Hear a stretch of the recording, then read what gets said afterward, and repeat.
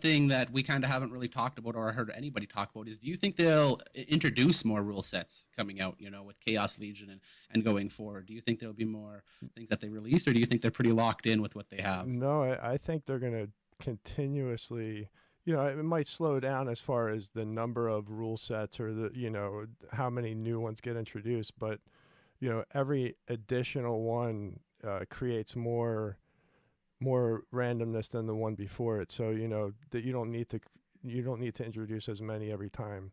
And obviously it's going to get tougher and tougher to come up with something that's makes sense for the game. And, as you keep adding stuff, I remember I was surprised with just that first time they put out all the new ones. I was like, man, how'd they come up with all these new ones? Like, it was like, it's because my brain isn't very creative in that regard.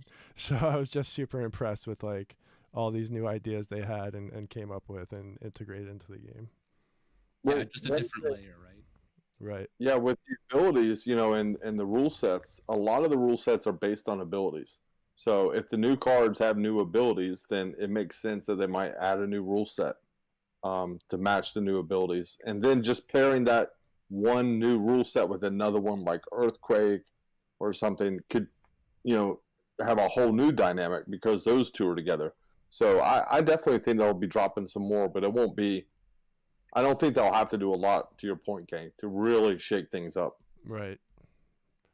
Yeah, But no, my bet is they won't do that at first. They'll let the cards play out. They'll look at the data, see what they need to do to balance, see what's out of balance, and then use those rule sets to kind of kick things back into balance.